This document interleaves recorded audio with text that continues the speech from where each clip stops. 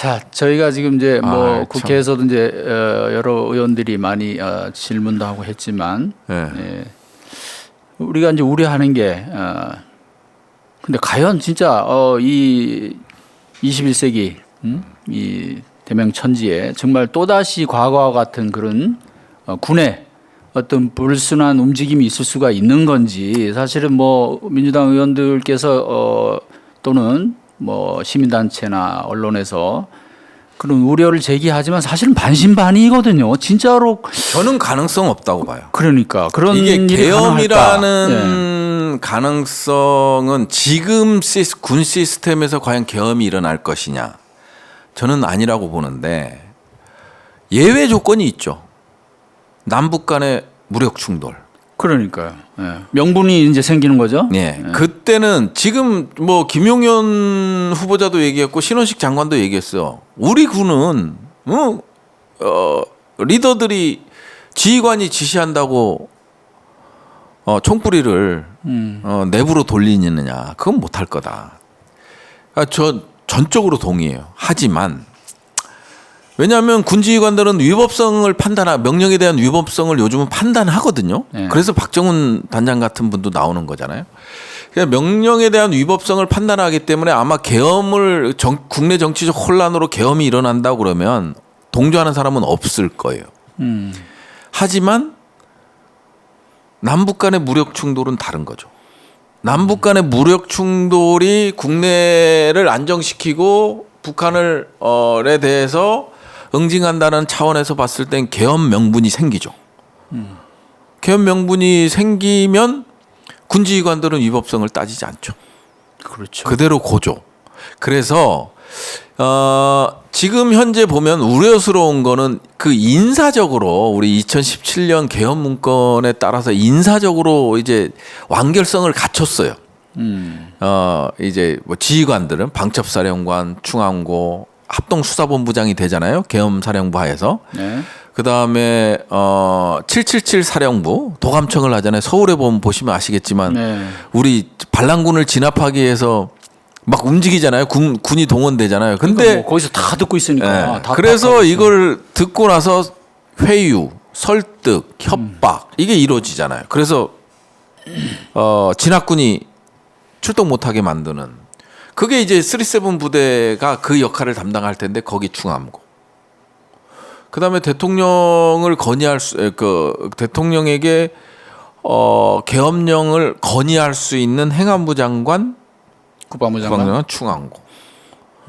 그다음에 이제 전반적으로 뭐 특전사령관, 그다음에 수방사령관 이런 사람들이 이제 2차, 4차 진급을 시켜갖고 또 충성할 수 있게끔 만드는 이런 것들이 그 약간 좀 뭔가 짜여져 있어요.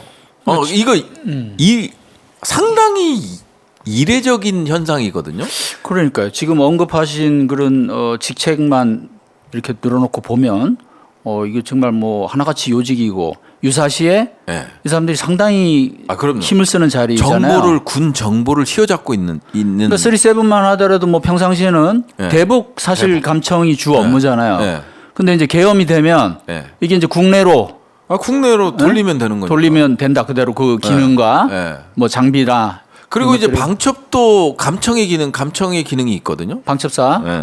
그러니까 그 이제 과거 기무사잖아요.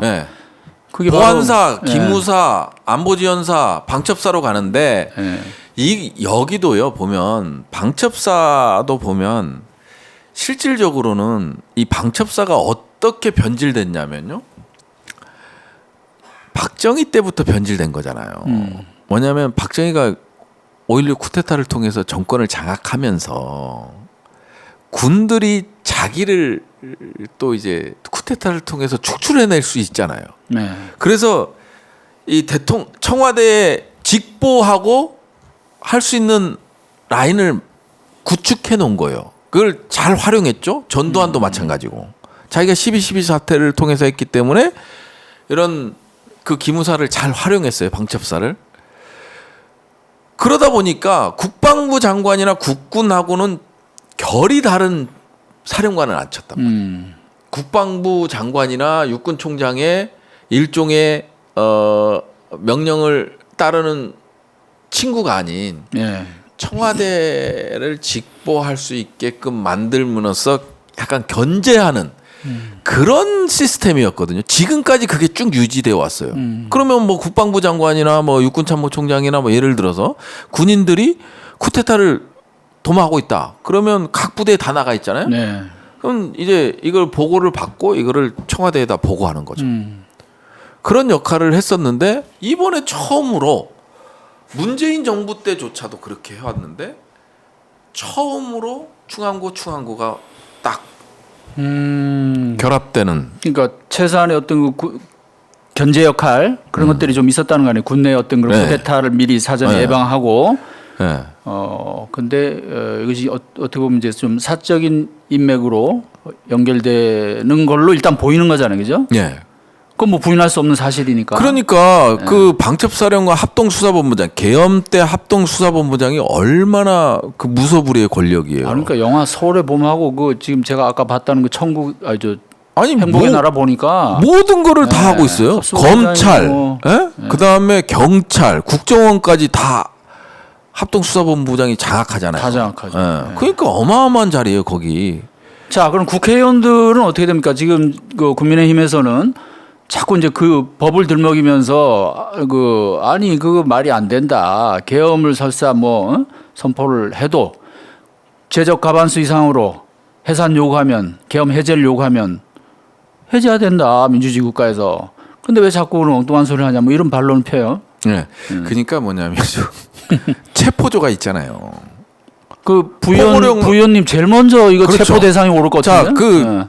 박근혜 17년도만 보더라도 국회의원들 그걸 막기 위해서 여당 의원들에 대해서는 대기.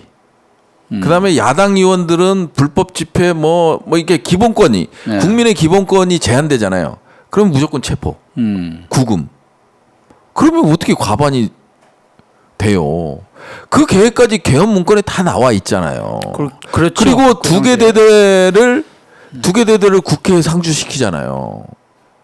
2개 대대 계엄 문건상 얘기입니다. 문건상 얘기인데 듣기만 해도 사실은 아유 또 악몽이 되살아나는. 그래서 과거에 이제 국민의힘이나 뭐 대통령실이나 부인하는 이유는 딱 두 가지예요. 뭐냐면 하나는 야 니네가 과반을 차지하고 있잖아. 절대 다수의 의석을 차지하고 있는데 야 니네만 원하면 계엄이 해제되는데 말이 돼?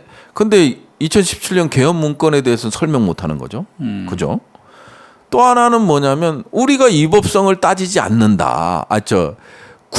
지금 군이 민주화되고 했는데 어떻게 군이 지휘부 충안고 출신이 야 출동 명령을 내리면 따르냐. 그게 위법한 건데 절대 군은 그렇지 않는다. 믿습니다.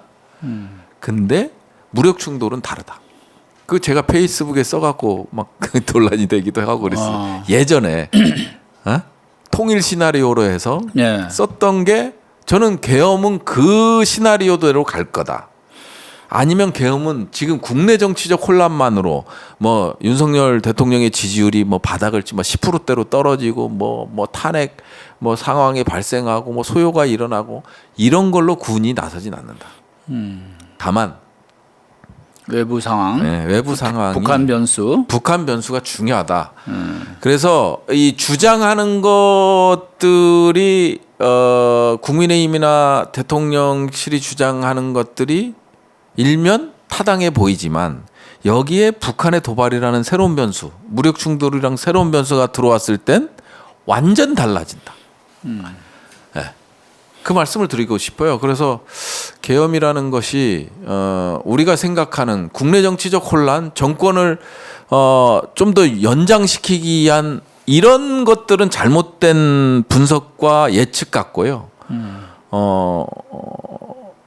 다만 이제 그러니까 북한 변수가 들어오면 자, 그럼 지금 말씀을 들어보면 주로 이제 북한의 어떤 그런 도발 이것을 명분으로 한 그런 계엄 가능성은 있는데 우연인지 필연인지 지금 그런 계엄에 대비한 계엄 상황에서 중요한 역할을 하는 시스템, 인사망이 지금 그렇게 구축이 됐다는 거죠. 완전히 거의 완료가 됐고요. 그다음에 김용인이 와서 인사하는 걸 봐야죠. 다시 10월 인사.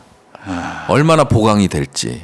그러니까 사실은 아마 부위원님 말씀대로 상식적으로는 지금 계엄은 안 일어나요. 건전한 사실 군을 믿어주시면 되는데 그러니까요. 군인들도 지금은 뭐 과거의 군이 또 아니잖아요. 예. 믿어주셔야 되는데 다만 북한 변수에 대해서는 군은 위법성을 따지지 않는다.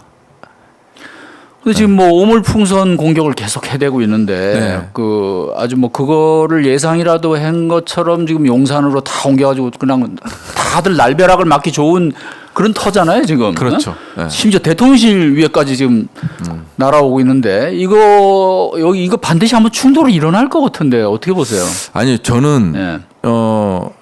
이게 대통령이 반국가 세력 얘기를 하고 네. 그 다음에 이게 뭐랄까 군이나 대통령이 북한의 도발을 유도하잖아요. 그러면 이게 국내적으로도 대통령이 해서는 안 될 얘기를 해요. 반국가 세력이다 막 갈라치기 하잖아요. 그러면 국내에서 혼란이 막 유도하는 그런 멘트들을 날리잖아. 네. 북한에 대해서도 무슨 얘기를 하냐면 종말론 얘기하고 그러니까요. 역대 대통령들이 안 하던 행위를 해요. 아니 뭐 사실상 흡수 통일 얘기를 하는 거잖아요. 네, 뭐 네. 북진 정책 막 이런 얘기를 막 꺼내. 근데 그러면 당연히 북한이 반응해야 되잖아요. 북한이 반응을 안 해요. 그럼 왜 그럴까요? 요번에 광복절 경축사에 거기에서도 반통일 막 북한에 대해서 막 통일 독트린 생전 처음 들어보는 독트린이라는 표현을 써가면서 777 막 이렇게 337 네. 이 얘기하고 막 했는데 통상적으로는 북한이 반응하거든. 뭐 아주 격하게 아예 무반응이에요. 그러니까 이제 윤석열 대통령 입장에서 머리 아프지. 이쯤 되면 북한이 좀 막 호전적으로 나오고 뭔가 막 전방에서 준전시장 때 선포하고 막 이렇게 과거 행태를 보면 그랬는데 아예 무감각이야. 아 그러면은 저쪽에 김정은 정권이 네. 이 윤석열 정권의 의도를 파악하고 네. 우리는 니네 거기에 안 휘말리지 않겠다 뭐 이런 건가요 그러면? 아니 그러니까 이게 이 북한의 반응이 약간 좀 그렇고 과거 북한 애들이 뭐 우리 국내 정서를 뭐 국내 정치 상황 이런 거 감안해서 뭐 그러지는 않았단 말이에요. 지네 하고 싶을 때마다 도발하고 뭐 멋대로 했잖아요, 사실은. 근데 이번 도발 같은 것들을 보면 뭐 우물풍선도 그렇고 보면요. 참 아주 전략적으로 기획적으로 하는 것 같아요. 전략적 기획적으로 하는 것 같고 그런 점에서 봤을 때 이게 윤석열 대통령은 좀 답답할 거예요. 뭔가 이렇게 계속 남북의 갈등 구조를 만들어야 이제 국내 정치적인 어려움을 타개할 수 있거든요. 이게 뭐 전형적인 희생양 이론 찾기인데, 국내의 그런 어려움을 외부로 돌리는, 외부의 희생양을 찾아서 외부로 돌리는 이런 것들이 권위주의 국가 리더들이 거의 했죠. 거의. 예, 거의 모든 국가가 그렇게 했죠. 이제 그런 식으로의 전략을 좀 피는 것 같은데 이게 안 먹히는 거예요. 북한이 무반응으로 나와버리니까. 그래서 유일하게 하는 게 대북 확성기하고 대북전단이잖아요. 하다못해 대북전단도 군이 통제를 안 해버려. 휴전선이 이게 P518 지역 비행금지 구역이 있잖아요. 그 휴전선 중심으로 해서 동서로 길게. 근데 이게 신고 안 하는 것들 거기에 무인 비행 장치가 떠다닐 때는 이제 신고를 해야 하잖아요. 신고하고 승인 받고 띄워야 되는데 대북 전단 뿌리는 그 단체는 신고를 안 하지. 그러면 신고를 안 하면 합참에서 통제를 해야 되거든요. 통제하고 경찰하고 협조해서 뭐 이게 연행도 하고 과태료도 물리고 이런 걸 해야 되는데 합참이 아예 신경을 안 써요. 그냥 뿌리는 대로 그냥 놔두는 거야. 이런 것들이 북한의 도발을 유도하는 걸로 직무를 유기하는 게 그렇죠. 아니면 전혀 관리를 안 하는 거잖아요. 지금 위기 관리를 안 하는 거죠. 관리를 안 하고 오히려 지금 뭐 거의 방임 법에 나와 있는 것도 안 하는 거죠. 그런 걸로 보면 어쨌든 뭔가 지금 말씀하신 대로 뭐 위기를 조장하거나 유도하는 어떤 그런 오해가 아니고 뭐 충분히 의심을 살 만한 상황인데 사실 이제 지금 말씀하신 대로 이게 항상 이제 상대가 있는 거잖아요. 자, 북한의 반응인데 사실은 그 이전까지 지금 최근엔 반응이 별로 없지만 김정은이 하는 거 보면 뭐 전방도 그렇고 그다음에 여러 가지 뭐 군사적인 어떤 그 대응 폐쇄나 어떤 그걸 뭐 한껏 끌어올리고 그랬지 않습니까? 그렇죠. 올해 들어와서도. 예, 군사적으로는 근데 요새 이제 말을 안 하는 거죠. 아예 저는. 말은 아예 안 하고 그냥 행동으로만. 그리고 사실 이게 또 불안한 점도 있어요. 저쪽을 사실은 저기도 사실은 상당히 비정상적인 그렇죠. 뭐 집단이기 때문에 이렇게 가만히 있다가 뭔가를 마치 다 이렇게 이제 하나씩 모으고 있다가 어느 날 갑자기 뭔가를 뭐 빌미를 삼아서 도발을 또 어떤 뭐 국지 도발이든 사실은 이제 서해상의 도발이 가장 이제 뭐 우리가 일차적으로 예상하는 바인데 그간에도 그랬고 그래서 그러면 또 어떻게 상황이 또 급변할지 또 그것도 사실 뭐 우리가 지금 단정할 수가 우리는 뭐 없죠. 예. 즉강끝인가 즉극강이요. 즉강끝? 예, 예. 즉각 강력하게 끝까지. 말도 뭐 아유 그죠. 거의 북한식 말투가 나와가지고 여기도 아니 예. 그러니까 우리도 아마 북한에서 도발을 하면 우리도 아주 강력하게 응징 보복을 할 거란 말이에요. 그러면 이제 순간적으로 확 올라가는 거지. 예. 그러면 순간적으로 올라가면 이제 전선에서 쿵쾅쿵쾅쿵쾅 조금 싸워만 주면 이걸 빌미로 해서 계엄이 선포될 가능성은 높은 거죠. 예. 평시 계엄은 어렵고요. 예. 예. 우리 군이 그 정도로 뭐 누가 뭐 김용현이 시킨다고 지시한다고 계엄군으로 돌변하진 않습니다. 다만 아까도 말씀드렸지만 북한의 어떤 도발 변수가 있을 땐 군도 어쩔 수 없이 따르게 돼 있다. 예.